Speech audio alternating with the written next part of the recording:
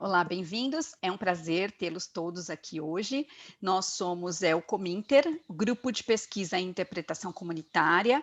O objetivo principal do Cominter é trabalhar com a pesquisa em interpretação comunitária. Esse grupo surgiu na universidade com o objetivo de fazer pesquisas em algumas áreas, né, de interpretação, principalmente aquelas da interpretação comunitária.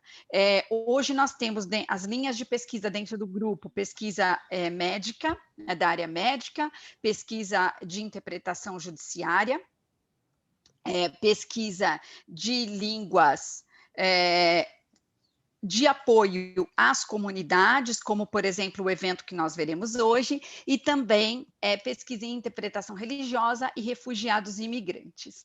É um prazer estar com a professora Helenice aqui hoje, né? Eu vou apresentá-la brevemente e depois vou passar a palavra para a Helenice. Então, a Helenice é doutora pela USP, Faculdade de Filosofia, Letras e Ciências Humanas, em Letras, é professora da Universidade 9 de Julho, no curso de graduação, e também foi professora da pós-graduação Lato Sensu.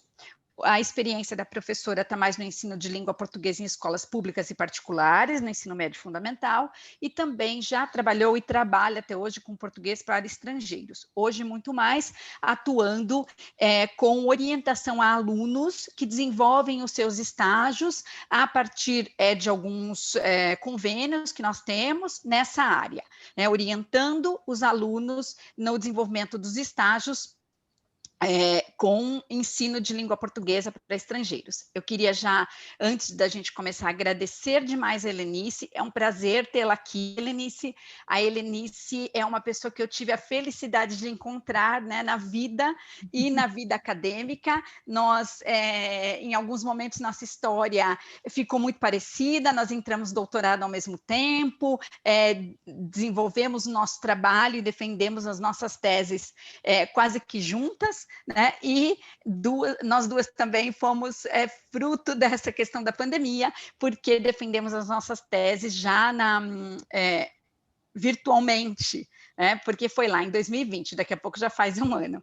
Então, conosco a professora Helenice. Muito obrigada, Helenice, é um prazer tê-la aqui como amiga pessoal e também como pesquisadora da Mais Autoestima.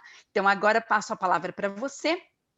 E vou te dar também o host, aí você pode fazer a sua apresentação. Qualquer coisa, estou por aqui, só avisar que eu volto. Patrícia, com muito carinho que eu recebi esse convite, eu também considero como amiga, uma excelente profissional, tenho orgulho de trabalhar com você, né? E temos aí, né, cruzado os nossos caminhos, agora também no período da pandemia e nos ajudado.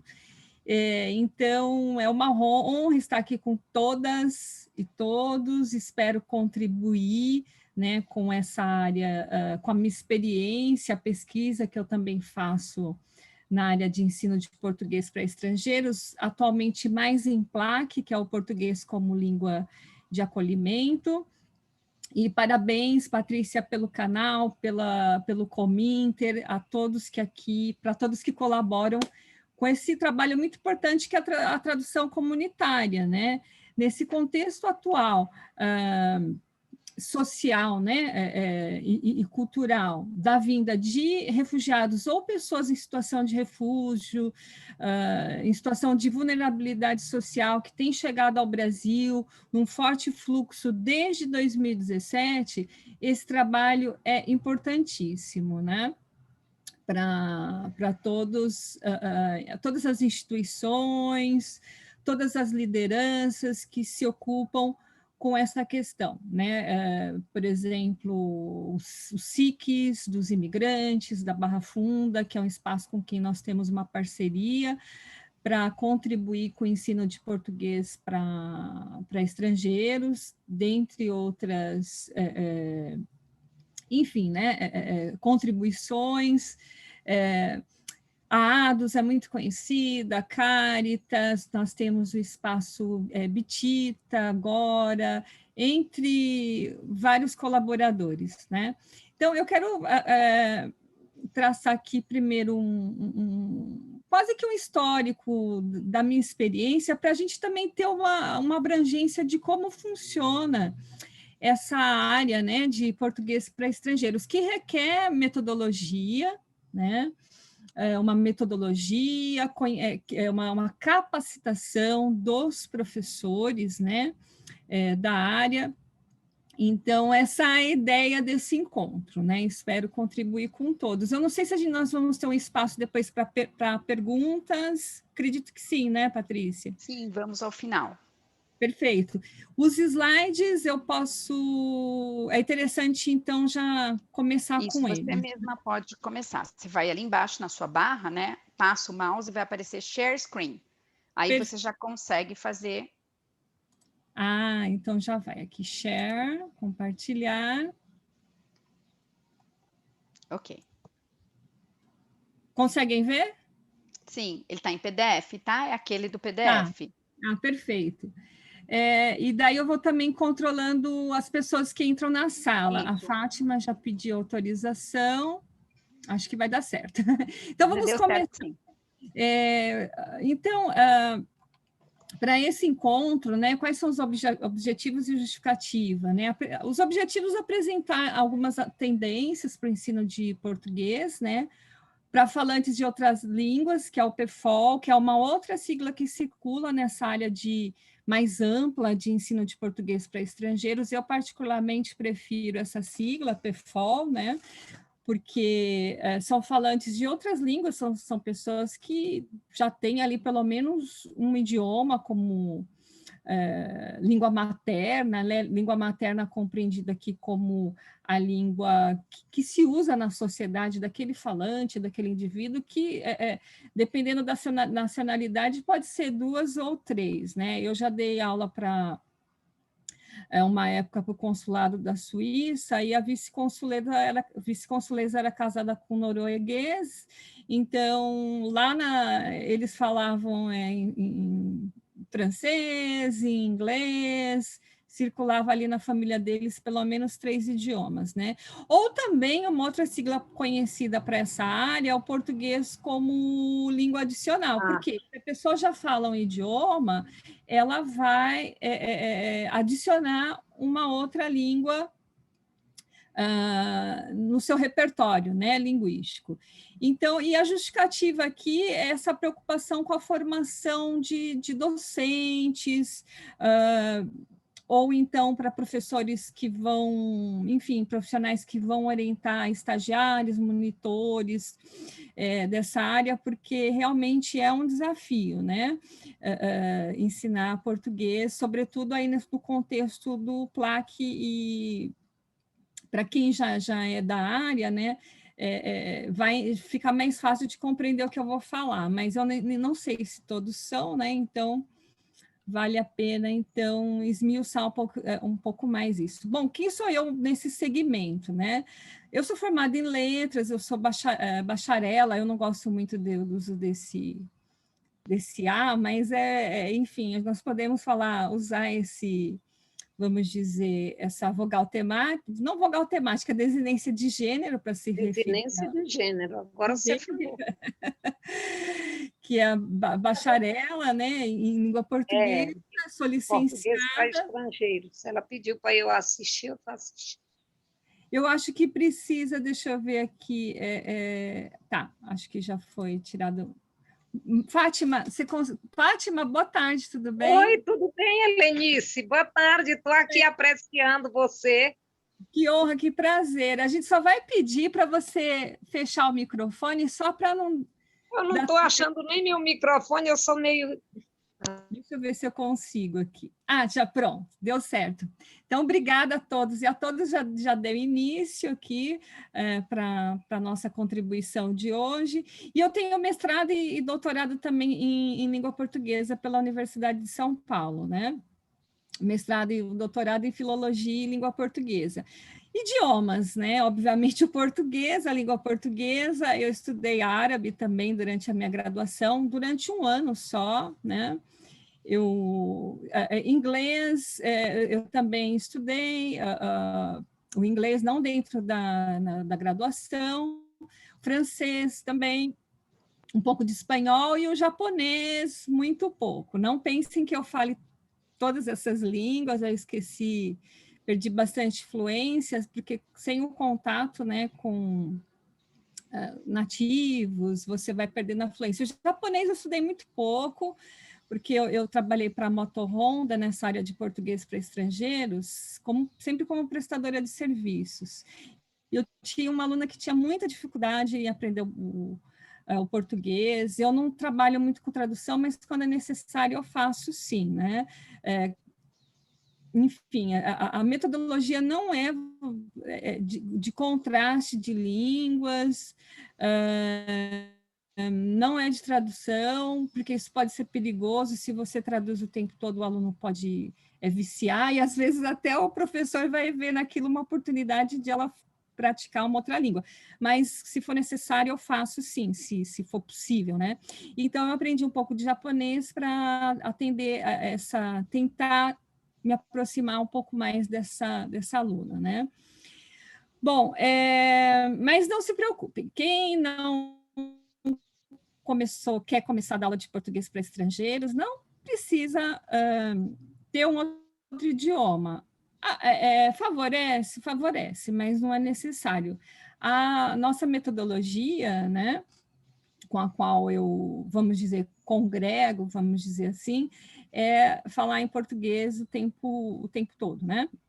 Bom, experiência que eu tenho nessa área, empresas como a Moto Honda, Nestlé, o UBS, que é um banco suíço, o Citibank, que foi por meio de uma escola chamada Mine Language Center, que ficava ali na Alameda Santos. Agora não há mais a escola. Alumni também, já trabalhei para a Associação Alumni, sempre assim num regime de terceirização, né? Muito difícil ter contrato nessa área de português para estrangeiros. No Berlitz, não sei como é que está, né? Mas até pouco tempo eles contratavam regime CLT, desde que a pessoa fosse professor de inglês também, né?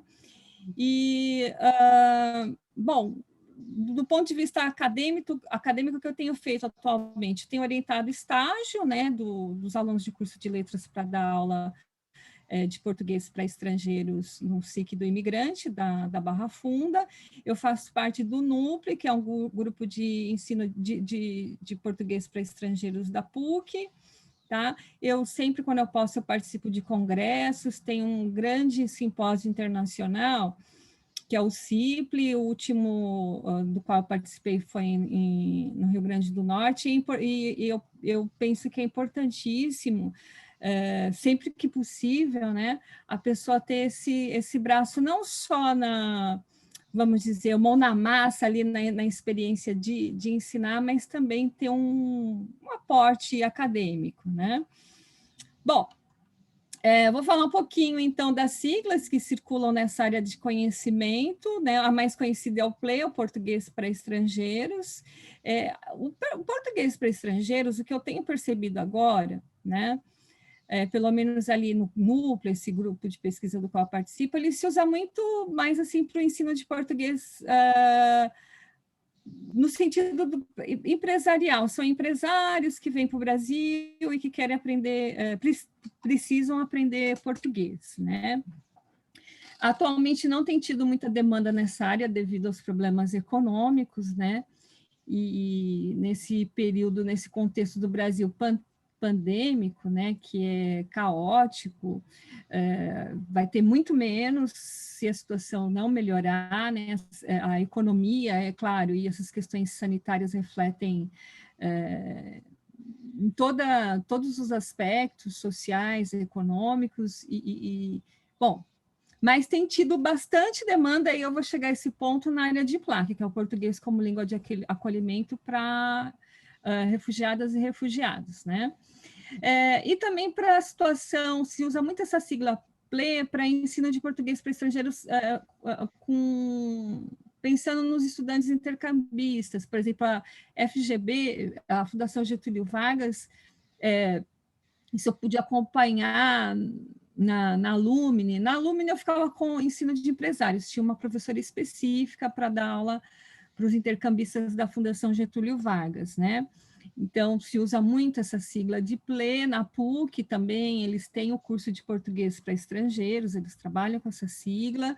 O PLAC, como eu disse para vocês, é a nova tendência, não é só uma tendência, é algo que já se fixou na área, né? Que é o ensino do português como língua de acolhimento. Então, como eu disse inicialmente na minha apresentação, alguns centros de imigração que oferecem o curso por meio de parcerias, o curso de português para estrangeiros, a Caritas, que é muito conhecida, né, faz um trabalho de alto nível nessa área, o Instituto ADOS. Outra sigla também que circula na área é o PFOL, né, o que é o português para falantes de outras línguas. Eu prefiro até essa sigla, como eu já disse para vocês, do que o PLE, né, porque são falantes que já falam outros idiomas, né? Ou o PLA, né, que é o português como língua adicional. É uma língua que vai ser adicionada a esse idioma ou a esses idiomas que a pessoa já carrega consigo. Tem uma outra sigla também que circula na área, mas já é uma outra vertente, é uma outra tendência do ensino de português para estrangeiros, que é o POLH, ou o PLH, que é o português como língua de herança, né? O POLH ele é utilizado muito na Europa, e o PLH nos Estados Unidos, que são assim, como que eu posso definir essa área? Ela é o ensino de português para brasileiros, ou portugueses, ou, enfim, moçambicanos, enfim, são mais ou menos 8 países que têm a língua portuguesa como idioma oficial, né? Que vão para outro país, por exemplo, vão para os Estados Unidos, uma família de brasileiros vai para os Estados Unidos e quer que os filhos continuem estudando o português. Então, esse professor ele vai ensinar o quê? O PLH, ou na Europa o POLH, que é o português como língua de herança. Outra sigla que também circula na área é o português como língua não materna, que é o PLNM. Eu até deixei o link no slide de um texto que fala sobre o ensino de português como língua não materna. São sinônimos, são siglas sinônimas, né? É claro que, por exemplo, no PLAC é uma metodologia diferente, porque você vai procurar outros materiais para poder trabalhar com esse público, materiais, textos, livros que atendam à necessidade deles, né? E também outra sigla que circula na área é o PL2 ou L2, que é segunda língua, né? Outra sigla importante também, quando nós falamos em ensino de português para estrangeiros, é o PB, o português brasileiro e o português europeu. Por quê? Muitos alunos pensam, né, nossos alunos lá do Centro de Imigração da Barra Funda, que é a mesma coisa, né? O português europeu e o português brasileiro. Muitas pessoas falam até assim, é português de Portugal. A sigla na área é P, né? Português europeu. E não então, é a mesma coisa. Sempre tem que deixar bem claro para os alunos que eles vão aprender o português brasileiro, né? Não é o português europeu. Claro que nós nos entendemos, mas existem algumas diferenças lexicais e até sintáticas, né? Então, por exemplo, em Portugal, não se usa o gerúndio na construção do futuro, né? Do futuro simples, eu vou falar, né? Eu estou a falar, né? Então, e eles também perguntam, né? Eles têm também esse tipo de dúvida. E é importante também que o professor explique que ele vai ensinar uma variante linguística da região dele. No caso aqui, quem mora em São Paulo é uma variante linguística de São Paulo, e tem que explicar que existe uma linguagem coloquial, que lá no trabalho dele ele vai, enfim, principalmente no nível da escrita, procurar usar uma variante de mais prestígio social, né? Bom, aqui nesse próximo quadro, eu falo um pouco mais sobre o que é o POLH, que é o português como língua de herança, que é uma área que já tem sido assim, um fenômeno recente, né, em termos de ensino de língua portuguesa, mas que já se iniciou desde a década de 1980, e ela tem essa preocupação de ensinar o filho português para os brasileiros, portugueses, enfim, para falantes de português que vão para outros países que não falam o português. Então, é uma área que também, todo congresso que a gente vai de português para estrangeiros, tem alguma contribuição nessa área, né? Então, é um segmento também importante. Bom, e por que estrangeiros querem aprender português, né? Necessidade, né? Antes de tudo, por necessidade. Normalmente, necessidade relacionada ao ramo profissional, né? Cultura, interesse pela cultura também, né? Sobretudo a cultura brasileira. Eu estive em alguns países, né? Fiquei quase 3 meses no Líbano, um pouquinho na Europa, na Suíça da parte francesa, e eles sempre vinham comentar comigo, nós preferimos aqui o jeito que o brasileiro fala, é mais fácil de ouvir, né? Nós gostamos muito da cultura do Brasil, a gente ouve isso bastante por causa da nossa música e também o futebol. Depois do 7-1, eu não sei, né? Dos 7 gols aí da Alemanha contra o Brasil, eu acho que a gente perdeu a moral também até nessa área, mas a cultura, a música brasileira, né, entre outras áreas, é digna de referência. Eu também já tive um aluno japonês na Moto Honda que adorava a cultura brasileira. Eu nunca vi japonês, eu estou falando japonês nativo mesmo, chorar. Ele chorou quando terminou o contrato dele aqui no Brasil. Aí não foi pela Honda, foi pelo Banco Sumitomo. E ele falou que abriu um centro cultural no Brasil, ele ia sempre aos shows de MPB. Mas, assim, né, de um tempo para cá, a procura tem sido mais nessa área mesmo do PLAC, né? Nós sabemos aqui, pelos dados do CONARE, vocês vão ver na tela aí os dados de 2017, está bem desatualizado em termos de... Não bem desatualizado, né? Mas desde 2017, então, tem aumentado muito esse fluxo, né? De refugiados que vêm para o Brasil, com concentração maior em São Paulo, em Roraima, agora divisa com a Venezuela, um grande número de refugiados, né, da área, enfim, da Venezuela.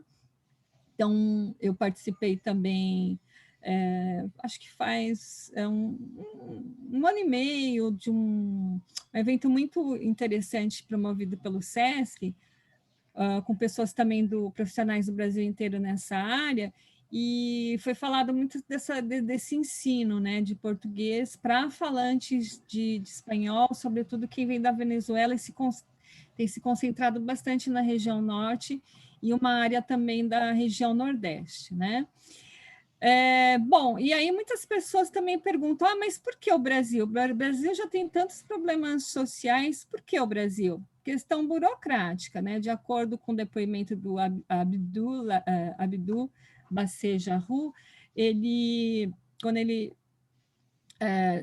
precisou se refugiar, né, um sírio, né, em 2014, ele tentou ir para os Estados Unidos e Austrália, não conseguiu, por questões burocráticas, mas ele foi aceito pelo Brasil, né? Bom, o histórico dessa área, né, aqui do ensino de português para estrangeiros no Brasil. Eu gosto muito do trabalho, eu gosto não, todos que se ocupam de estudar essa área sempre vão se deparar com os trabalhos do professor Almeida Filho, né? E ele tem uma vasta publicação nessa área e experiência. Ele diz que o ensino de português para estrangeiros no Brasil ele é recente, né? Se compararmos com a difusão de línguas de comunicação global, como o espanhol e o inglês, né? Eu acho que o áudio está aberto ainda, deixa eu ver, da Maria de Fátima. Conseguimos, Tá. Bom, e então ele diz que há 3 marcos simbólicos. O primeiro é, em 1940, é criado o SEBS, o Centro de Estudos Brasileiros fora do Brasil, sendo o primeiro SEB, ele foi sediado no Uruguai, tá? Então, isso é um marco simbólico para ensino de português aqui no Brasil, de estrangeiros aqui no Brasil, né? Em 1956 é publicado o livro Ensino de Português para Estrangeiros, da Mercedes Marchand. Eu tenho esse livro. Olha, gente, eu não nasci em 1956, tá?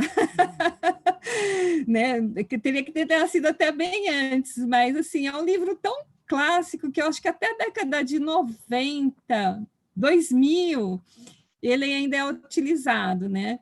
Então, é um livro como os iniciais dessa área de caráter assim mais estruturalista, em que aparecem os temas, uma apresentação, que em inglês é Introducing Yourself, aí como você se chama, aí tem os exercícios com verbo, tal, né? Mas, enfim, é um marco, né? Eu acho que eu ainda tenho esse livro aqui, né? Tá? E ele fala assim que depois, em 1978, é publicada a série brasileira Português do Brasil para falantes de espanhol, que também é outro marco. Atualmente, nós temos vários livros nessa área de português para estrangeiros, né? Um deles é da nossa querida professora Vera Ramos, né? Que é uma publicação mais recente. Eu tenho uma amiga que deu aula de português para estrangeiros na Alemanha, ela utilizava esse livro. Então, o professor, assim, ele já tem agora bastante condição, vários materiais para escolher, mas eu, particularmente, prefiro o material autêntico, ele é mais trabalhoso, mas ele, vamos dizer assim, ele chega mais ali ao aluno, né? Mas é claro que também é importante ter o livro, até porque os alunos pedem um livro para poderem fazer exercícios. Daqui a pouco eu vou falar do livro Pode Entrar, que é um livro criado especificamente para refugiadas e refugiados, uma parceria entre a Acnur, que é um braço da ONU, que trata dessa área de refúgio, uma parceria feita também com o Instituto Mafalda. O ponto alto, inclusive, do livro é o glossário multilingüe, português, inglês, espanhol, francês, árabe, tá? Os alunos gostam bastante. E também, em 1993, o MEC cria o CELPE-BRAS, que é um exame é um certificado, né? Que faz parte aí do Exame Nacional de Proficiência em Português. Bom, esse certificado é tão importante que, agora, para o estrangeiro se naturalizar, talvez isso tenha sido revogado há pouco tempo. Para ele poder se naturalizar, ele precisa desse certificado, CELPE-BRAS. Então, os alunos que estão no nível avançado, eles pedem muito um curso voltado para o CELPE-BRAS. Então, no SIC, nós temos também, né, um curso específico, mas para ele poder frequentar esse curso, ele precisa ter um nível já avançado de português. E aí nós trabalhamos só com os últimos exames do CELPE-BRAS, atualmente já algumas entrevistas disponíveis no YouTube, para o aluno ter mais ou menos uma base de como vai ser a parte do exame que envolve a linguagem oral, porque tem a prova escrita e também tem a entrevista, né? Para ver se ele tem influência também oral, tá? E esse exame hoje ele é aplicado em 25 países além do Brasil, o Exame Nacional de Proficiência em Português. Bom, uma outra vertente que nós também temos, uma outra tendência de ensino para português para estrangeiros, é o ensino de português para filhos de imigrantes na educação básica, sobretudo no ensino fundamental 1 e até no ensino fundamental 2. Aqui em São Paulo, nós temos uma comunidade de alunos bolivianos na escola pública que é muito proeminente, né? Que chama bastante atenção. Então, os pais vêm para cá, vêm para o Brasil, vêm com a família, começam a trabalhar e os filhos precisam frequentar as escolas. E aí, o que acontece? Os alunos não conseguem acompanhar bem as aulas porque não têm um nível bom de proficiência em língua portuguesa. E o pior, sofrem preconceito, e eu não estou só falando de preconceito linguístico, não, porque preconceito linguístico é uma consequência de preconceito social. Então, temos professores que não estão preparados para receber esses alunos, então tem uma demanda, né, na capacitação de professores também da rede pública para receber esses imigrantes. No último CIPLE, quer dizer, o penúltimo CIPLE, né, do qual eu participei, esse pós-internacional de português para estrangeiros, houve uma comunicação que eu assisti muito interessante da Universidade Federal de Minas Gerais, em que a participante, a comunicadora, faz um trabalho de pesquisa com essa área, né? E ela mostrou que tem muitos equívocos, é um problema muito sério, muito grande, mesmo nas escolas particulares aqui em São Paulo. Então, é uma outra área também, né, de ensino de português para estrangeiros, que é o ensino na educação básica, sobretudo nas escolas públicas. E tem as escolas internacionais, né? A Graded, eu cheguei a trabalhar na Graded como professora substituta, que é uma escola que segue o currículo norte-americano. Então, são alunos da educação básica, também do ensino médio. Tive uma experiência lá, né? Os alunos não tem tanto interesse assim, até porque são adolescentes, mas tem ali no currículo, né? E também nas escolas de currículo britânico, Chapel, por exemplo, né? San Nicolas, São Paulo, de vez em quando eles contratam professores nessa área. Bom, então eu falei para vocês sobre esse quadro dessas tendências, das siglas que circulam na área. Agora nós vamos falar um pouco da abordagem metodológica, né? Então, pensando no ensino de português para estrangeiros, né? A linha que eu sigo, uma parte é pautada no NUPLE, né, que é o Instituto de Pesquisa lá da PUC, que é coordenado pela professora Regina Célia Plaguilha Silveira, né, e a gente então nós fazemos essa parceria, né, da universidade, da instituição da 9 de julho, com o SIC do Imigrante e a PUC, que dá uma certa assessoria, porque antes da pandemia nós tínhamos reuniões semanais para discutir os assuntos dessa área. Então, é claro que a PUC levava os assuntos do ensino de português para estrangeiros que eles oferecem lá na instituição, e eu levava as minhas questões lá para o grupo, né? Para pensar em soluções, em algumas alternativas. Eu lembro até que uma vez surgiu uma situação em que uma das nossas estagiárias, ela ficou assim, estarrecida e não sem razão, porque um dos alunos mexeu na bolsa dela durante a aula, né? E ela ficou chocada com aquilo, veio falar comigo, e a gente tem que tomar muito cuidado, né, nessa área, com o sentido de que o que não é permitido na nossa cultura pode ser permitido lá na cultura dele. Então, eu levei até isso ao grupo lá da PUC, e daí descobri que elas comentaram que isso também ocorreu lá, e isso ocorre porque em alguns países é permitido o homem mexer na bolsa da mulher, né? Então, o que a gente tem que fazer nessa hora? Respirar fundo, ter muita calma nessa hora e perguntar para o aluno por que ele fez isso, né? E ele vai explicar, e você, caso venha essa questão cultural, você diz que aqui no Brasil isso não pode, isso não é permitido, e dependendo do local, se ele voltar a fazer isso, dependendo do local, ele pode sofrer punições de um porte aí maior, né? Bom, lá no SIC, nós atuamos muito junto ali com a ONG Nemides, nas figuras da Júnia e do advogado especializado em direitos humanos, que é o Luiz Benevides. Então, quando nós vamos organizar o curso, as turmas, tudo isso é conversado, né? Como que isso vai ser feito, quem vai para o básico, quem vai para o intermediário. Aliás, assim, os falantes de espanhol, o espanhol, por ser uma língua de proximidade, não distanciamento, nós já deixamos o aluno ali o aluno começa já a frequentar o nível intermediário, né? Então, tudo isso é organizado junto à ONG Nemides, que atua no SIC do Imigrante da Barra Funda.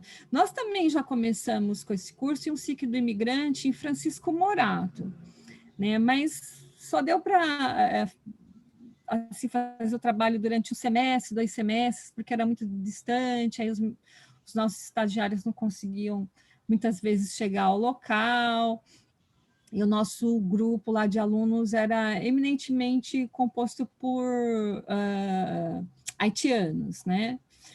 Bom, então, em relação a essa metodologia e organização do curso, né? Qual é a abordagem? É um enfoque intercultural. O que nós pensamos? Que a língua é uma expressão de cultura, né? É uma internalização das formas de pensamento e conduta de outra cultura. Então, você ensina português pensando que o aluno já fala uma língua, ou mais, né? E ele não vai ser aculturado, né? De forma alguma. Ele vai aprender um novo idioma tendo consciência das suas línguas, das suas culturas, né? A língua como expressão de culturas, né? Então, é muito pensado aqui numa interação comunicativa oral e escrita, né? Isso vai depender também da necessidade do aluno. Aliás, nós trabalhamos com análise de necessidades. O professor, em primeiro lugar, né, ele deve fazer uma triagem por meio de aplicação de algumas fichas que nós elaboramos, e assim a gente já consegue fazer uma triagem, né? Então, pensando também não só na questão oral, mas também como na escrita, e tendo a língua como uma expressão, como um processo de interação mesmo, né? Social, não aquela visão estruturalista, que a língua é uma estrutura e fica por aí mesmo. Não, aqui a língua é vista como uma expressão da cultura, como processo de interação. Ainda falando da metodologia, né? Como que nós microfone ligado, deixa eu ver. Pesquisa, ele estava lá, não sei aonde, a gente teria perdido ele, aí eu queria ver. Não sei qual microfone está ligado. Talvez seja da Mariana aqui. Deixa eu ver. Bom, então, como que funciona isso na prática, né? Então, vamos dizer que nós vamos falar sobre alimentação aqui no Brasil, tá? Então, nós falamos sobre os pratos principais aqui do Brasil, por exemplo, feijoada, os ingredientes. É importante que o professor ele leve os elementos, ele na sua aula, ele possa fazer que o aluno tenha acesso a imagens, a uma linguagem não verbal, né, uma imagem do que vem a ser feijoada, se puder levar o aluno para comer uma feijoada, melhor ainda, né? E daí nós pedimos para o aluno mais pratos no país dele. Né? Denise, acho que você precisa fechar o microfone de quem está aberto. Eu estou achando, deixa eu ver se é da Maria. É o do Luiz. Não, é do Luiz, acho. Vamos ver. Consegui, acho que deu certo. Obrigada. De nada. Bom, então, por exemplo, nós já fizemos lá Então, esse é um exemplo de uma aula, né? Então, a língua ela é aprendida através de um tópico do cotidiano, né? E você mostra como funciona, por exemplo, a alimentação do seu país e pede para que o aluno fale da alimentação do país dele, né? E nós já fizemos uma vez uma formatura com uma amostra gastronômica, em que os alunos, quem podia ali, né, trouxe um prato típico do seu país. Então, foi muito bacana, foi um dia da entrega de certificados, nós entregamos também os certificados para os alunos, isso é importante para eles também, quando eles vão procurar um trabalho, isso ajuda bastante na questão do currículo, né? E eles vêm aqui, claro, à procura normalmente de trabalho. Então, o ciclo do imigrante já procura fazer contato com alguns órgãos que possam, enfim, ofertar, né, trabalho para eles.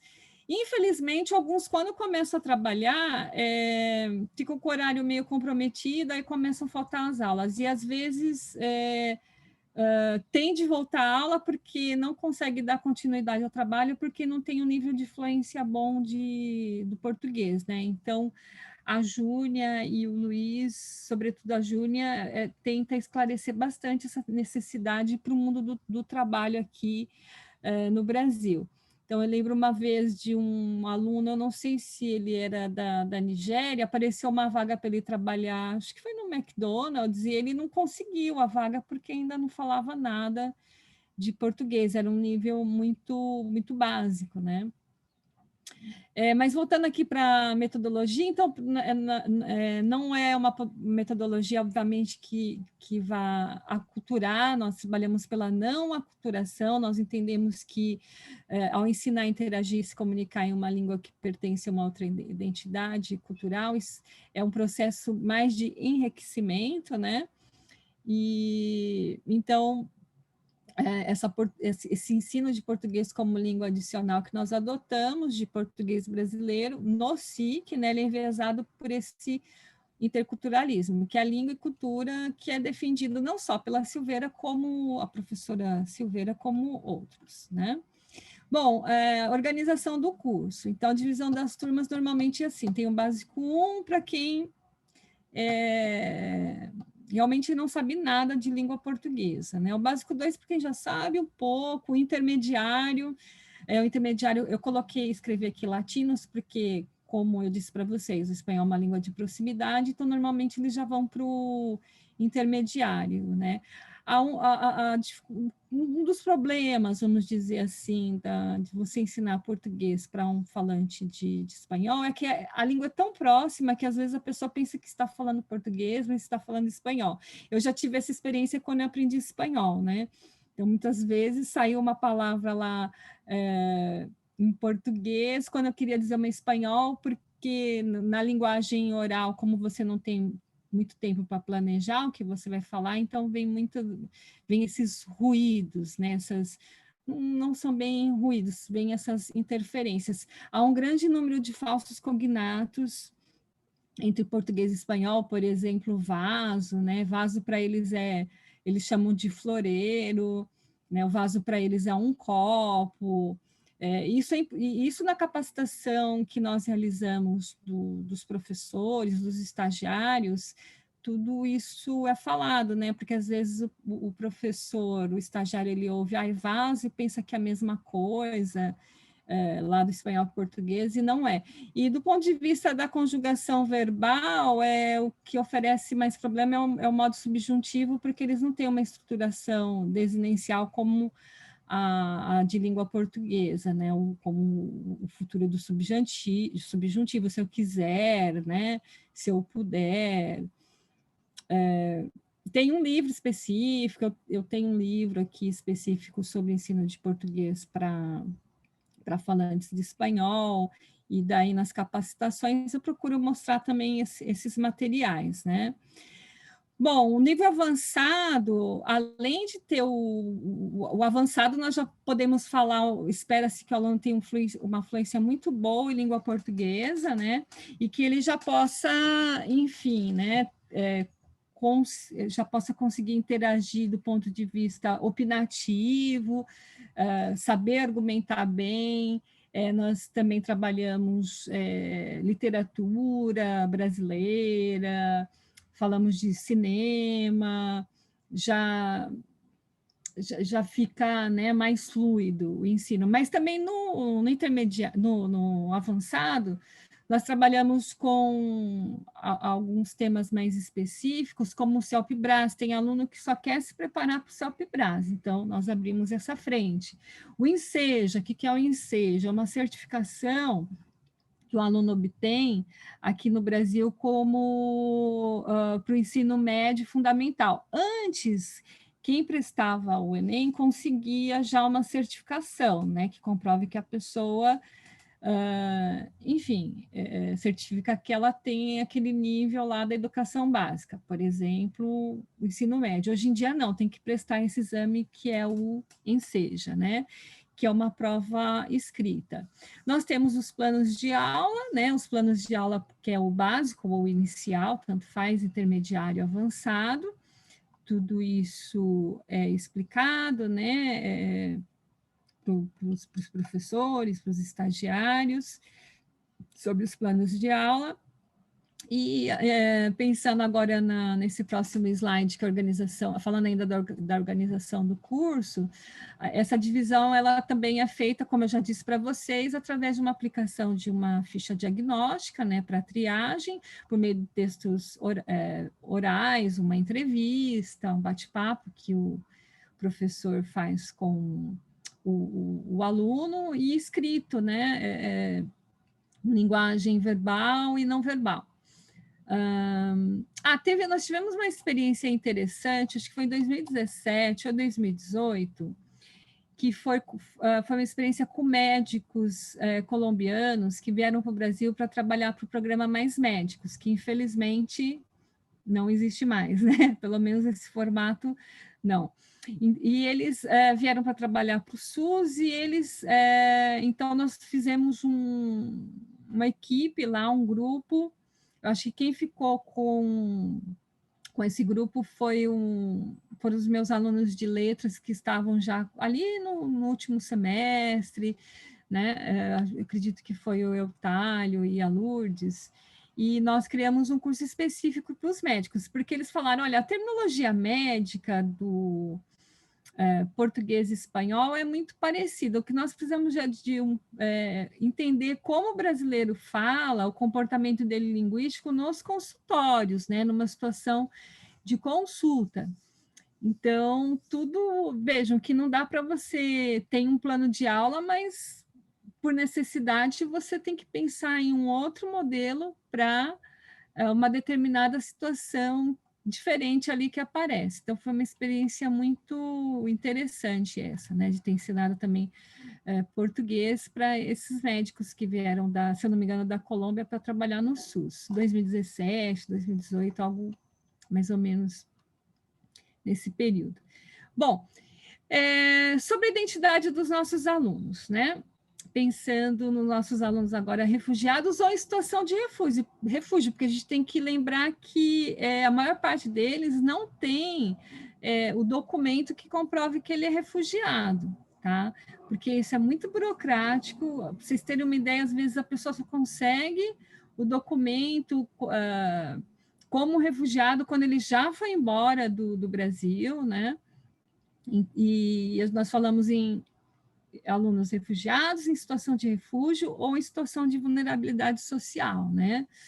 Que normalmente os alunos do PLAC, eles se encontram nessa situação. São haitianos, alunos que vêm da República do Congo, nigerianos, né? Entre outras nacionalidades. Dos que falam espanhol, os latinos, muitos venezuelanos. Agora, com a pandemia, tem chegado mais venezuelanos, mas eles ficam na região, como eu disse para vocês, mais ali na fronteira, Roraima, Venezuela. Né? 88% dos imigrantes que têm chegado ao Brasil, claro que diminuiu o número de refugiados com o problema da pandemia, mas em relação aos venezuelanos, não, tá? 88% deles 88% é composto aí pelos venezuelanos, entre outros grupos também, né? Bom, a questão da identidade linguística. A identidade linguística dos imigrantes, refugiados, a situação de refúgio, né? São normalmente falantes bilíngues e até mesmo multilíngues, né? Então, por exemplo, os alunos que vêm do continente africano, eles falam, em via de regra, além do inglês ou do francês, que foi a língua do colonizador, os idiomas locais. E daí tem uma outra questão, muitos professores ou estagiários que estão iniciando nessa área, que ainda não têm bastante compreensão desse quadro linguístico, às vezes pensam que um idioma que, por exemplo, pensar na Nigéria, né, o idioma oficial é inglês, eles vão falar, os alunos, mais uns 3, 4 idiomas, eles pensam que é dialeto, mas não é dialeto, é um outro idioma. Muitas vezes essa questão do dialeto passa por um preconceito linguístico ou uma falta, assim, vamos dizer, de conhecimento, né, na área, que isso pode ser uma questão política, né? Muitas vezes esse dialeto ele é um idioma, do ponto de vista da ciência da linguagem, o dialeto, ele vai, quando que ele é dialeto? Quando ele vai se afastando daquela língua matriz. Quanto mais se afasta, mais ele tem esse status de dialeto. Ou é uma questão política, né? Que é o caso, por exemplo, lá do Haiti. O Haiti, a língua oficial é francês, mas eles falam, né, socialmente, aquilo que é chamado de dialeto crioulo, mas eu considero como uma língua, porque as pessoas usam mais essa variante linguística do que esse francês padrão, vamos dizer assim, né? Então, tudo isso, para todas essas questões, o professor precisa ser capacitado, precisa ser orientado para ele não incorrer em alguns deslizes, né, em relação a essa concepção de língua, de variação, de dialeto. Por exemplo, na Suíça, vou dar um exemplo na parte da Suíça alemã, né? O suíço-alemão, ele se afasta bastante ali do alemão germânico, vamos dizer assim, né? Como eu também ensinei português para alguns suíços alemães, eles às vezes davam alguns exemplos, né, desse afastamento, e eu conheci também alguns alemães que falavam, eu não entendo praticamente nada ali do dialeto do suíço-alemão, né? Então, tomar muito cuidado com essas questões, né, do que é língua, do que é variação linguística, do que é dialeto, né? E no continente asiático, como os sírios e palestinos, que nós recebemos também muito agora para ensino do PLAC, né? Nós temos o árabe, eles falam normalmente inglês e francês, né? A geração mais nova é fluente, né, em árabe e inglês, e os mais velhos, assim, em francês, porque, enfim, né, a Síria e o Líbano foram colônias durante o tempo ali da França. Quando eu estive no Líbano, na Síria, eu tive essa experiência, né? Todos, ou além do árabe, vão falar o francês ou o inglês, né? E os haitianos, a par do francês, né, eles falam o crioulo haitiano, que pode ser considerado também um outro idioma, ou do ponto de vista aí linguístico, como nesse dialeto crioulo haitiano faz muita referência ao francês, também pode ser um dialeto, mas lembrando que dialeto não pode ser menosprezado, porque tem, às vezes, um estigma em cima de dialeto, né? E o professor tem que tomar realmente muito cuidado com tudo isso. Bom, e como que é isso, né? Ter esses alunos em sala de aula multilingües, bilíngues, isso é ótimo. Segundo Oliveira, 2010, essas experiências multilingües dos refugiados, elas costumam trazer uma maior predisposição, olha que bacana, né? Para lidar com a recepção das diferenças e também das semelhanças no aprendizado de uma nova língua. Então, um pouco ali, muito por analogia, né? De um idioma para o outro, pelo contraste, pela comparação, fica até mais fácil essa aprendizagem. Então, não é um problema, né? Isso, pelo contrário. Bom, sobre aí a ficha diagnóstica, eu acho que já falei para vocês como é que funciona a ficha, os materiais didáticos e recursos. Como eu disse para vocês, há muitos livros, né, na área de português para estrangeiros, mas tem alguns específicos. Eu acredito que o mais adequado é o Pode Entrar, mas tem outros materiais agora, né?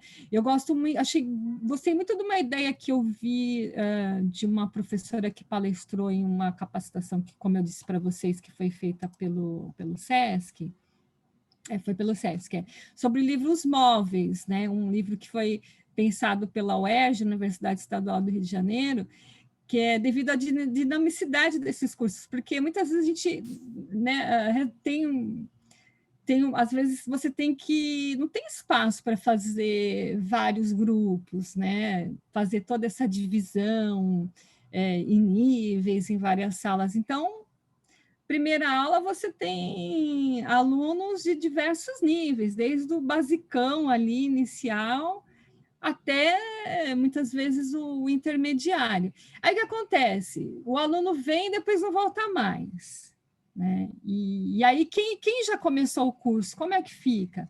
Então aí você vai modificando ali os tópicos, alterando os tópicos de uma maneira móvel, mas esse livro, então, ele tem que ter, como é que eu vou dizer, ele é um material até que você compra em papelaria, que você tem a possibilidade de abrir, aí não me vem o nome agora, mas enfim, e vai mudando ali os tópicos, né? Então mas eu acho que não está vendo esse material da UERJ. Mas eu digo assim, olha, qualquer livro é sempre bom, né? Qualquer material é sempre bom. Os alunos normalmente eles pedem, né? Eu, como eu disse para vocês, prefiro trabalhar com materiais autênticos que o professor mesmo produz, mas é bom ter o livro também. E para quem trabalha com placa, eu sugiro esse, né? O Pode Entrar. Como eu disse para vocês, no nível mais avançado, para quem quer se preparar para o CELPE-BRAS, eu sempre solicito para os estagiários trabalharem os últimos modelos de provas do CELPE-BRAS, né? E aí é um português mais instrumental, né? Vamos dizer assim, a partir desses últimos exames. Sobre a formação acadêmica, né? Agora eu estou dando um salto sobre a formação acadêmica nessa área, são pouquíssimas as universidades no país que têm a graduação em português para estrangeiros. Nós temos a Universidade Federal da Bahia, eu não sei se a Unicamp também tem, a Federal da Bahia eu tenho certeza, né? A Universidade Federal de Pernambuco, ela tem uma disciplina de ensino de português para estrangeiros, né? O professor e amigo Yuri, ele tem cuidado bastante dessa área na gestão dele, como coordenador do curso de letras, né? Nós temos cursos de extensão e cursos de pós-graduação na área de português para estrangeiros. Bom, aqui está a capa para vocês verem, visualizarem do livro Pode Entrar. No Google é só digitar lá, pode entrar, ensino de português para estrangeiros, o material já vem todo em PDF. Eu tenho um link aqui, eu não sei se depois os slides vão ser disponibilizados, mas tem um link aqui da Unicamp, que, enfim, que se você clicar no nome do livro, você vai conseguir uma resenha de cada um desses livros didáticos, né? Então, é bem bacana. Denise. E tem um livro que foi... Oi, Patrícia. Sou eu. Depois, tudo que você quiser disponibilizar de slide, de link, a gente consegue pôr lá no canal. Eba, então, ó. Você me manda e a gente coloca lá. Combinado, combinado. E tem um livro que foi publicado há muito tempo, de plaque, que é para fins acadêmicos, né? Então, nós temos... Se eu não me engano, esse livro ele foi publicado pela... E nós conseguimos, tá? Esse material em PDF, pela Universidade Federal do Paraná. Então, porque nós temos alguns alunos estrangeiros que estão frequentando as universidades aqui, precisam escrever uma resenha, precisam escrever até mesmo um artigo, e esse livro ele trabalha com esses gêneros acadêmicos. Então, já faz um bem bolado, vamos dizer assim, né? Bom, e na pandemia, qual é essa tendência agora no PLAC, né? E até no PLE também, né? Vejam que quando eu falo em PLE, como eu disse para vocês, o PLE ele é mais abrangente. Eu não estou só falando em aluno de uma metodologia para alunos em situação de refúgio, vulnerabilidade social, né? Mas no caso do PLAC, que é algo que eu tenho me dedicado mais ultimamente, como é que fica, né, na pandemia? Como tem sido, aliás, em primeiro lugar, a entrada, né, dos estrangeiros no Brasil? Reduziu bastante, né? Mas levou ao aumento de fluxo desses poucos que têm adentrado o país nesse período da pandemia sem documentação, Então, imagina, sem documentação, eles não conseguem fazer uma consulta no SUS, né? Sem uma, não conseguem fazer nada. Então, isso é um problema muito sério, muito grave, tá? Então, eles têm entrado aqui na pandemia, sobretudo os venezuelanos, 88%, como eu disse para vocês, né?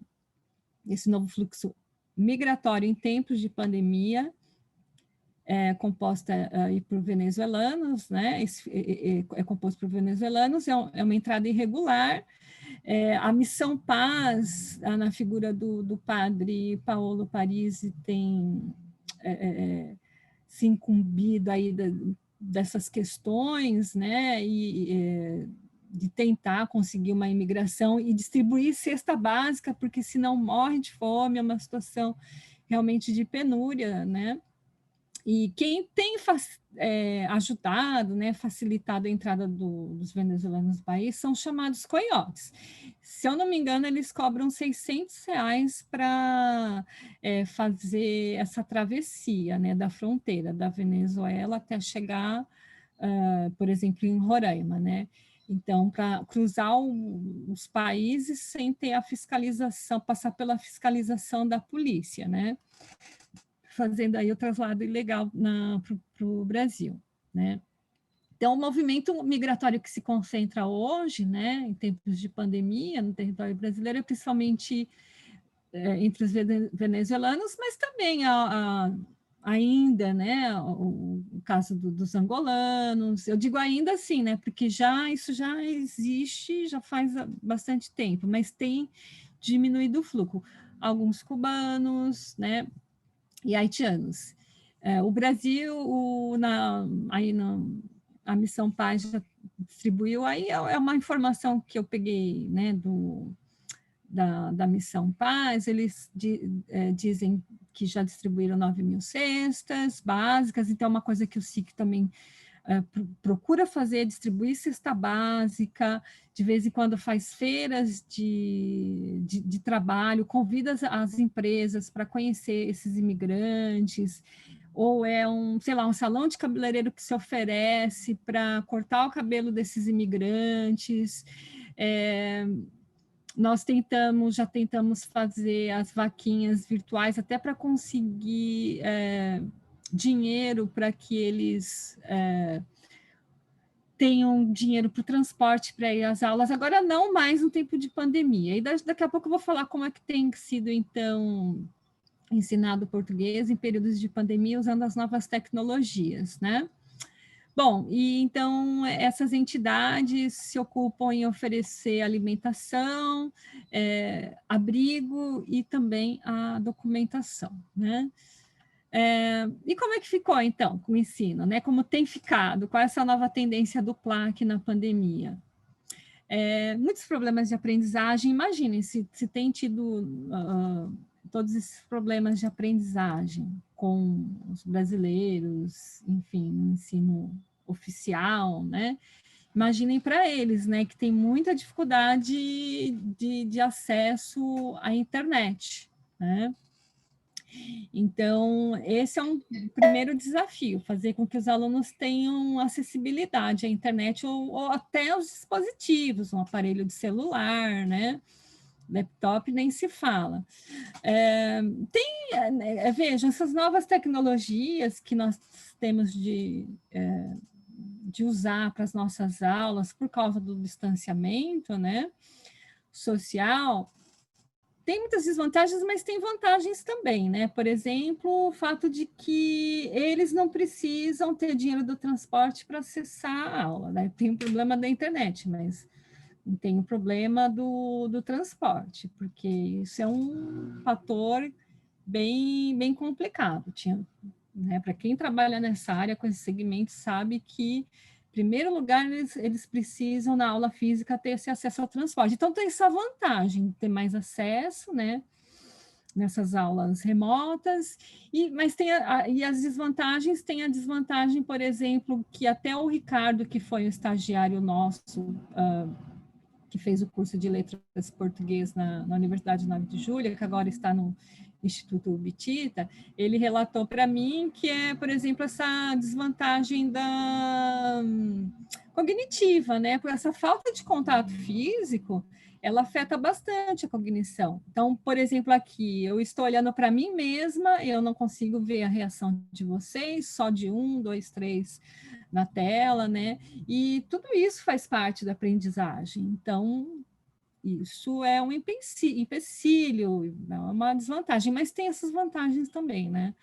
Porque você, por exemplo, pode enviar o link de um vídeo que você criou, você posta um áudio, um material pelo WhatsApp, aí o aluno pode acessar também a qualquer momento, num ambiente assíncrono, não precisa ser síncrono o tempo todo, né? Bom, o Ricardo também ele relatou para mim nas aulas dele agora do Instituto Bitita, as atividades que ele tem feito pelo aplicativo Padlet, que é não sei se vocês conhecem, aliás, esse aplicativo tem feito muito sucesso, né? É um mural e o professor posta ali várias informações, tem vários recursos audiovisuais no Padlet, né? As plataformas mais utilizadas é o Google Meeting, né? O WhatsApp ele tem dado mais retorno, né? Porque o Google Meeting precisa combinar um horário, né? Nem sempre todos podem, às vezes dá certo. Aí depende muito da experiência, né? Do professor e o público que ele tem. Se ele tiver um público que tem acesso à internet, conseguir combinar um horário que todos tenham possibilidade, melhor, né? Então, mas o WhatsApp ele tem dado mais respostas aí de quantidade e até de qualidade, porque você pode também fazer avaliação do áudio do aluno, que é algo que também nós já fazíamos antes da pandemia, né? Então, principalmente para essas situações de atividades relacionadas ao aspecto oral da língua, tem dado bons resultados, né? Mas lembrando que o professor sempre tem que dar um retorno, né, para o aluno. Bom, também conversei com a Michele, que ela começou o estágio faz um semestre, mais ou menos. Ela contou para mim que começou a gravar vídeos, né? No segundo semestre, porque não estava dando muito certo essa experiência com o Google Meeting, começou a gravar vídeos com as aulas, e daí começou a dar mais resultado. No primeiro semestre eles estavam sem trabalho, no segundo semestre a situação melhorou um pouco, além da pandemia eles começaram a voltar ao trabalho, aí começa a diminuir um pouco dessa frequência, agora entre aspas, né? Tempos de pandemia, essa frequência, vamos dizer assim, tecnológica, né? E ela procura fazer as atividades que já fazíamos no presencial, então tem um tema aí sobre, ela gostou bastante, eles também de trabalhar com o tema da cultura popular brasileira, ela falou da cultura popular brasileira aqui do Brasil, eles falaram do país deles, e assim foi feita essa aula voltada para a questão sempre da interculturalidade. E minhas considerações finais é assim, né? É dizer que é muito importante essa formação do professor, né? É um trabalho complexo, né? Eu cito até aqui o Lerquim e Souza, 2016, falando sobre essa importância, né? De fazer essa reflexão sobre a formação do professor de português para falantes de outras línguas, né? Demanda pesquisa, compreensão do que é sala de aula, é uma sala de aula bem complexa, né? São muitas culturas, muitos idiomas circulando, problemas sociais seríssimos. Nós temos alunos, por exemplo, os haitianos, além do problema da catástrofe social, tem as catástrofes naturais. Alguns alunos, por exemplo, que fogem dos seus países porque sofre algum tipo de perseguição homofóbica, né? Então, são várias questões. Ou nós temos alunos que, às vezes, trabalham em condições de trabalho aqui semi-escravo, né? Então, vira e mexe, nós vemos isso na mídia, né?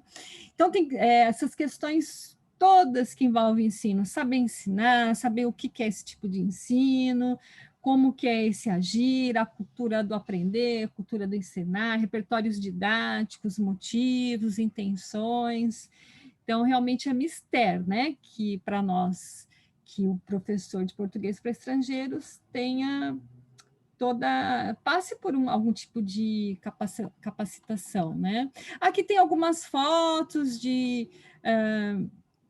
ex-estagiários, eu aqui também com a turma, aqui na linha de frente e a Rose, eu não vou lembrar o nome de todos, alguns alunos, de vez em quando nós fazíamos algum café, alguma celebração de aniversário, vejo que tem um bolo aí, né? Eles adoram, gente, eles adoram coxinha, para eles é o máximo, coxinha, o que mais, quibe. Não, para os árabes isso não é novidade, mas a novidade é brigadeiro, esse tipo de coisa, e tem mais fotos aqui, olha, da turma, é um trabalho, eu adoro essa área, porque você se enriquece muito, né? Porque são novas culturas e até novas amizades. Eu cheguei, para vocês terem uma ideia, até ser madrinha de casamento de alunos estrangeiros. Fiquei amiga de uma ex-aluna, me chamou para ser madrinha de casamento. Então, é muito gratificante essa área, mas requer toda essa preparação, né? Então, aqui mais fotos com os alunos, ex-estagiários, e todo mundo que estagiou, que trabalhou com essa área, sempre pediu para continuar, dificilmente tem um retorno negativo. Aqui também um professor com alguns alunos, assim, e no nosso plano de aula sempre tem uma aula externa, que é visita a algum espaço cultural. Aqui foi uma visita ao MASP, esse que está de braços abertos era um estagiário, um professor, olha aí, mais alegre do que os próprios alunos, não, brincadeira, os alunos também muito felizes, né? Eles gostam muito e se aprende muito, né? Porque nessas aulas externas nós ensinamos até como é que se atravessa a rua, né? Às vezes até é diferente, né, da forma que isso é feito no país deles. Até a questão do uso dos talheres, nós pensamos que é igual, nem sempre é igual. Então não é só para aprender o léxico, né? Você vai ao museu e o professor vai falar, o nome disso é quadro, o nome disso é aquilo. Há outras questões culturais envolvidas. E no final, aqui no último quadro, nós temos eu apresento para vocês algumas referências, depois o material vai ficar disponível, e então eu agradeço a presença e a paciência de todos. Não sei se nós vamos agora ter um próximo bloco de perguntas. Obrigada. Sim, vamos para as perguntas. Elinice, vou pedir para você parar o compartilhamento, Sim. que aí a gente volta com as pessoas na tela. Tá, então vamos lá, deixa eu ver como eu faço isso. É só você ir lá em cima, você tem algumas opções lá, aí você vai pôr stop, share screen. Ah, perfeito. Stop. Ok. Não é pause, stop, acho que agora deu. Agora sim, agora estamos aqui de volta. Eu vou... Agora sim, pessoal. Agora sim, a gente consegue ver todo mundo. Temos figuras muito ilustres aqui, né? Como todos os nossos convidados. Meus amigos também, alguns amigos aqui, o Murilo, enfim, estou tentando, a Rita também. Ai, que alegria, gente, muito obrigada. Eu vou ler algumas perguntas que a gente tem aqui no chat, e se as pessoas quiserem depois abrir microfone também, estamos num grupo de amigos, né? Podemos fazer isso sem problemas algum. Deixa eu ver, a primeira pergunta que nós temos aqui é da professora Mariana. A pergunta dela é assim: apesar da divisão dos alunos entre os níveis básico, intermediário e avançado, existe problema de aluno ter diferentes níveis de proficiência na mesma sala? Se sim, como que vocês lidam com isso? Como lá no SIC há várias salas de aula, né? Agora, o contexto pandêmico fica mais fácil de manejar, de pensar nessas situações, né? Mas é importante que se faça um agrupamento de acordo com as necessidades e os níveis de proficiência, de compreensão da língua, de fala, de performance, porque senão eles podem se sentir desestimulados, né? Mas, em primeiro lugar, é preciso fazer essa análise de necessidades, uma triagem. Se é um falante de espanhol, não tenha dúvidas de que já pode ser encaminhado direto para o ensino nível intermediário, né? Porque ali no básico, nós esperamos o quê? Que o aluno aprenda, pelo menos assim, a cumprimentar, a dizer de onde ele é, a pedir uma informação na rua sobre um tipo de direção, enfim, no supermercado, saber lidar com essa questão do número, né? No nível intermediário, mais fluência, né? E daí a gente já começa a abordar um pouco mais essas questões até de conjugação verbal, passado, presente. Outra questão, algo que o professor precisa se atentar, e isso eu ouvi muito de uma das colegas em um dos congressos de língua portuguesa, é que no nível básico, o professor ele não pode fazer muita correção em relação à pronúncia, porque isso pode desestimular o aluno, né? E não é isso que está em jogo. Pessoal, se eu vou pedir um minuto, que está acabando a bateria aqui, eu vou só ligar aqui enfim, aqui o condutor. Um segundo.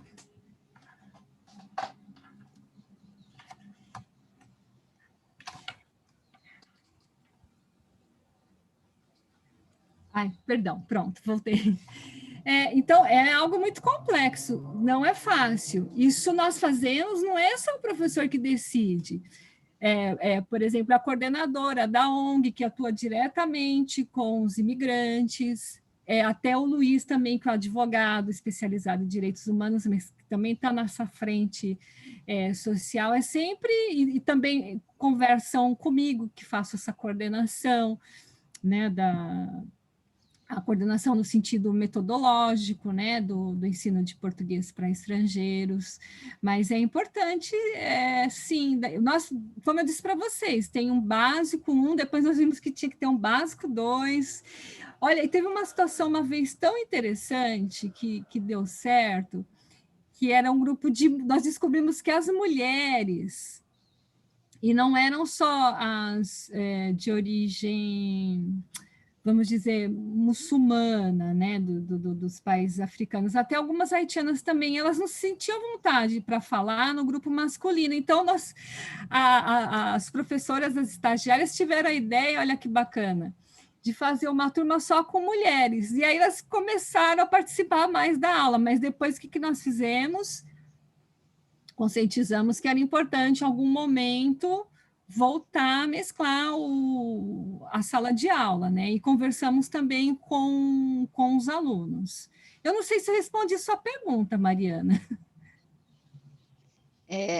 O Luiz falou sobre o crioulo, né, que é uma língua fascinante, que ele teve na fronteira. O Luiz é participante do Cominter também, ele faz pesquisa sobre língua indígena, né? Então é bem interessante, ele vai em algum momento aqui falar conosco também.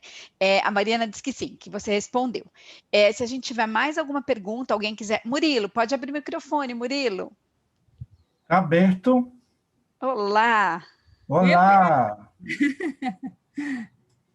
Obrigado pelo convite, parabéns, Helenice. Eu vou fazer uma pergunta e não sei se existe, não é? Mas existe no ensino de português, né, como língua estrangeira, como língua adicional ou como língua de acolhimento, algum quadro de referência, como existe o quadro europeu comum, ou seja, as pessoas que se ocupam no Brasil já pensaram, né, ao invés de adotar um parâmetro que viria da Europa, né, uma realidade completamente diferente da nossa, se nessas reuniões, nesses grupos de que você participa, já se fala nisso. Eu, de fato, não sei responder essa pergunta com muita propriedade, porque eu nunca ouvi falar desses congressos que eu tenho participado, mesmo do CIP, Simpósio Internacional de Português, até porque vem colegas de outros países que ensinam português, mas nessa vertente da variante do português brasileiro, ainda desconheço um quadro comum. Eu acredito que não tenha, então, eu acredito que não, mas não sei responder com tanta propriedade. Eu nunca ouvi falar, Murilo. Tá. E com relação à certificação, só existe o CELPE-BRAS, mas são diferentes níveis. Existe, por exemplo, uma certificação para nível básico, para nível intermediário, para nível avançado, ou só existe um diploma, um certificado? Com relação ao CELPE-BRAS, não tem o ensino nível básico. Tá. Tem o avançado. Eu acho que deve ter o intermediário avançado, alguma coisa assim, mas o básico, não. Os certificados que nós que o SIC emite para o estrangeiro, ele não tem uma validade legal, é mais assim, para ele, enfim, apresentar no currículo dele, para ele demonstrar que ele estudou, o interesse, mas ele não tem validade acadêmica, e ele não consegue também a naturalização dele, senão por meio do CELPE-BRAS.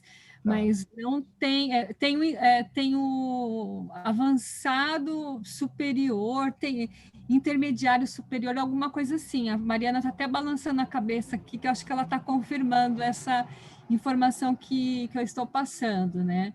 Mas parece que eles facilitaram um pouco a naturalização, porque teve um período que era só com quem tivesse esse certificado do CELPE-BRAS, e são poucas as instituições que aplicam esse exame aqui no país, né?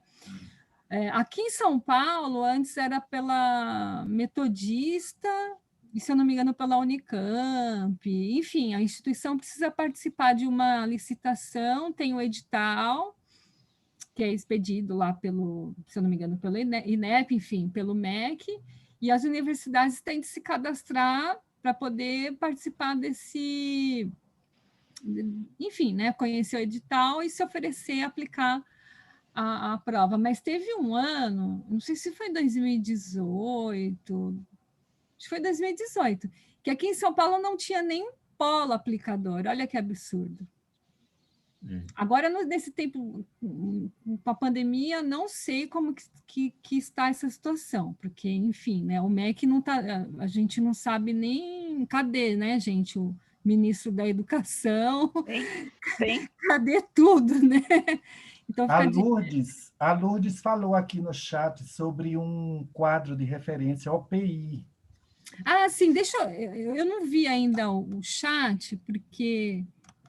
Desculpem, eu nem acompanhei o chat. Lourdes, se você quiser abrir seu microfone para falar para a gente. É melhor. Posso falar sim. Aqui eu ensino numa universidade aqui nos Estados Unidos, como aluna de mestrado, né? Não sou chique, gente, não tenho esse emprego ainda. Mas como aluna do mestrado faz parte, eu ensino falantes de espanhol. E a gente usa o OPI da ACTFL. A ACTFL é como se fosse eu esqueci agora, o da Europa, o que o professor Murilo acabou de falar. É o da Europa aqui, é o que se usa aqui nos Estados Unidos. Então, a gente usa o quadro deles para nivelar os alunos. É interessante, não é perfeito, na minha opinião, né? Depois de quase 2 anos usando. Eu não acho perfeito, assim, inteiramente perfeito para os alunos de espanhol, mas funciona bem. Quer dizer, os alunos os falantes espanhol, no meu caso, né, que é o que eu ensino, mas funciona bem, é algo interessante, talvez dá para adaptar. Ah, que ótima essa sua contribuição. Então, vocês usam o OPI, né, do ACTFL, né, para nivelar os alunos. Então, interessante, não conhecia ainda. Eu tenho algum material, eu posso te enviar, se você quiser. Eu tenho até traduzido para o português. Se você conseguir enviar um link, não tem a disponibilidade de algum link? Tem. O link está todo em inglês. Se você precisar do material em português, eu tenho, porque eu faço mestrado em português, então é tudo traduzido. Olha, eu vou deixar, inclusive, aqui no chat o meu e-mail, tá? Se vocês precisarem que eu envie os slides, algum material, e a Lourdes também ficou, né, já se comprometeu aqui a enviar essa contribuição, então depois nós podemos divulgar tudo isso. helenicecosta@yahoo.com. Um dos e-mails, né? Esse é um...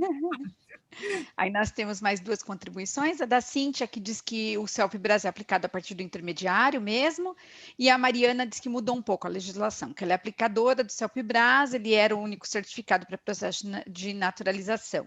Né? Então, acredito que a gente mudou, tem né? aí algumas novidades. Inclusive, a Mariana vai falar conosco, né, sobre tradução em direitos humanos. É a nossa palestra, em breve eu divulgo para vocês a data, né, da fala da Mariana.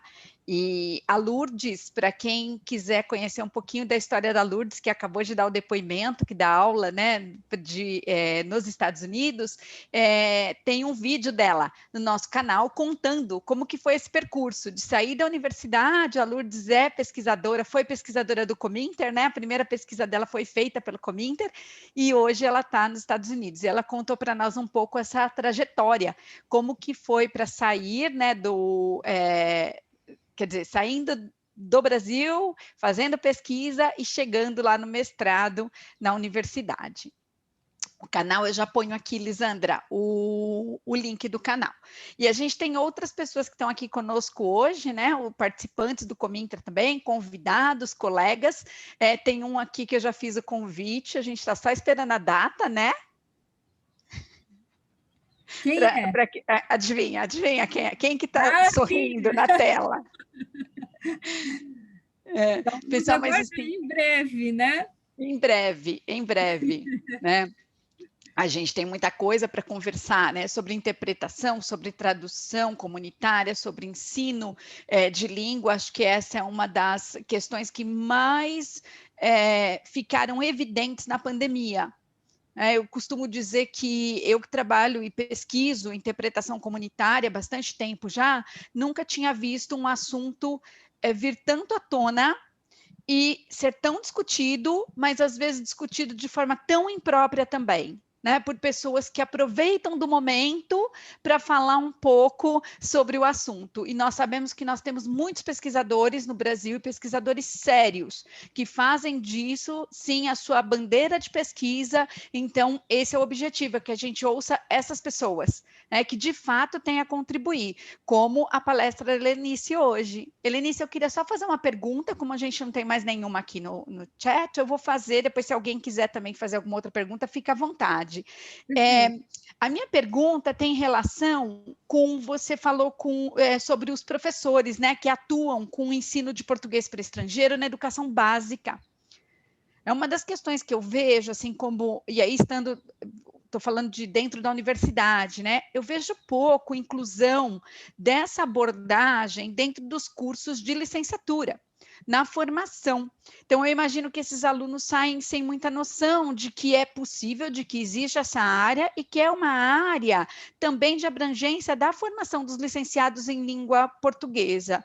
E aí eu queria que você falasse um pouquinho como que você tem visto isso, se você conhece algum trabalho relacionado à grade curricular mesmo, das formações em licenciatura, né? Eu sei que a gente tem algumas questões sendo desenvolvidas, como, por exemplo, com o Yuri lá na instituição, mas a minha questão para você é mais assim, acho que essas questões estão muito centradas em pessoas, né, e não em uma política de formação. Eu queria te ouvir um pouquinho sobre isso, se você puder falar. Patrícia, o que eu tenho visto não é nada animador, né? Na prefeitura, tem tido algum tipo de capacitação. Tá? Então, tem uma ordem do Instituto Cefras, que é uma ordem dos padres franciscanos, que fazem um trabalho, uma parceria com a prefeitura nesse sentido. Então, alguns professores passam por uma capacitação, né? Então, mas de uma forma geral, não é nada animador. Então, até porque, vejam, não é um público assim, é um público muito carente. A gente tem percebido que nesse país, estrangeiros que não sejam europeus ou norte-americanos não têm, né, a mesma, vamos dizer, a mesma observação, o mesmo cuidado que é dado para esses tipos de falantes, porque tem muito preconceito envolvido, né? Tem um trabalho de um geógrafo francês que fala como que os bolivianos, o grau, né, todos os problemas que os bolivianos passam aqui em São Paulo, de preconceito, dos refugiados, dos que têm origem africana, e além do problema social, problema de etnia. Então, realmente, não... Sim, tem melhorado, porque até tem tido uma discussão. Como eu disse para vocês, no CIP, eu assisti uma comunicação de uma pesquisadora que fez um trabalho mostrando essa necessidade, né? Ela acompanhou professoras de escolas públicas em Minas Gerais, eu não sei em qual região lá de Minas, não lembro. E ela alertou, né, para essa importância. Nós já oferecemos, quando no começo do estágio, porque tinha o projeto, tinha um projeto lá do curso de letras, e que nós oferecemos algum tipo de capacitação, né, para algumas escolas públicas da região do Bom Retiro, né, porque tinham, não sei se os alunos tinham ascendência chinesa, não lembro muito bem, né. Então, nós oferecemos essa parceria, mas parece que se não vier como é que eu vou dizer, não tiver uma política pública para isso, as pessoas não vão se atentar para essa necessidade. Tem sim essa demanda nas escolas particulares, essas escolas de currículo internacional, como Graded, onde eu fiz uma pequena substituição, e Chapel, nas escolas que seguem o currículo britânico, aí tem já tem, claro, essa preocupação, né? Formação, a gente, como eu disse para você, eu só conheço, nível de graduação, a Federal da Bahia, não sei se a Unicamp tem, mas a Federal da Bahia tem a graduação. Nós vamos encontrar os cursos de formação de professores de português para estrangeiros, não vai, dificilmente tem na licenciatura.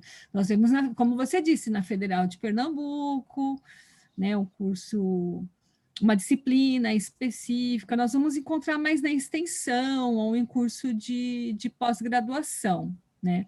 A USP tem também, né, não na graduação, mas tem, ali quem cuida disso é sobretudo a professora, uma das professoras que eu conheço, não é só ela, né, é a professora Rosane Amado, que inclusive, até onde eu sei, ela que cunhou essa sigla português como língua de acolhimento, né?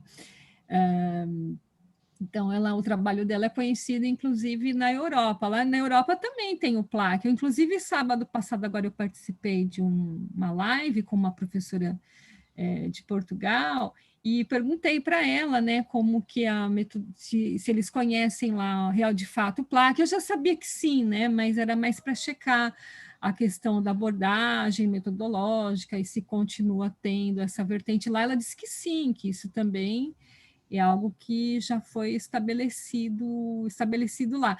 Eles seguem, até onde eu tenho acompanhado, e isso é uma preocupação nossa também, de uma abordagem freiriana, né, construtivista, a partir da realidade do aluno.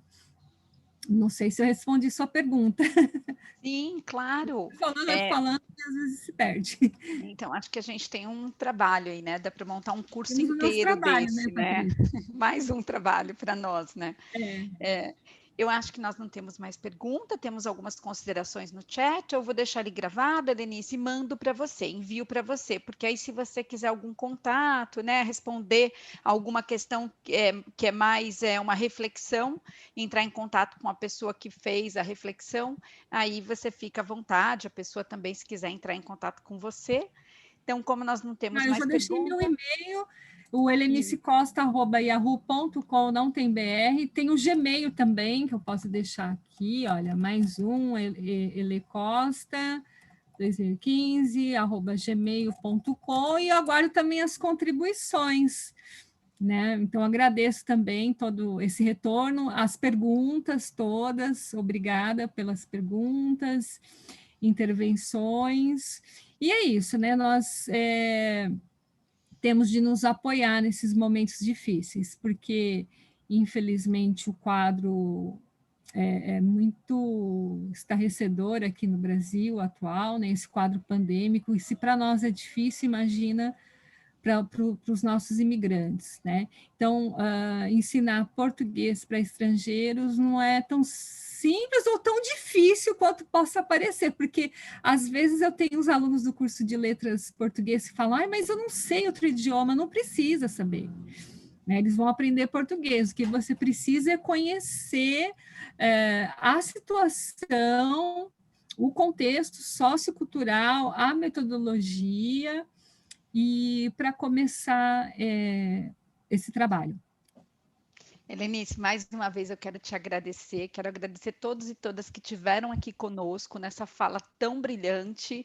Eu tinha certeza que isso aconteceria, né? Eu tinha certeza que a gente ia aproveitar muito do seu conhecimento, né? Murilo está ali aplaudindo, é sempre um prazer te ouvir falar.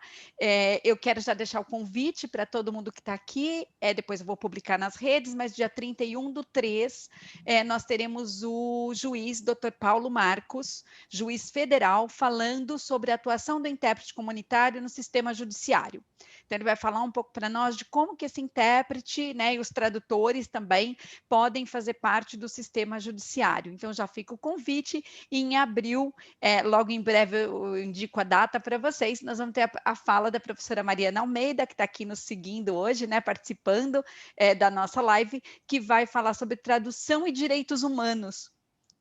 Então, estão todos e todas convidados, convidadas, por favor, estendam os convites, né, às pessoas que vocês sabem que têm interesse na área, e mais do que tudo, essa é uma realização de um grupo de pesquisa totalmente independente. Então, para nós, o importante é pensarmos mesmo em levar pessoas a discutirem a questão do aprendizado, do ensino, de língua, de interpretação, de tradução, nesse momento tão difícil pelo qual passamos.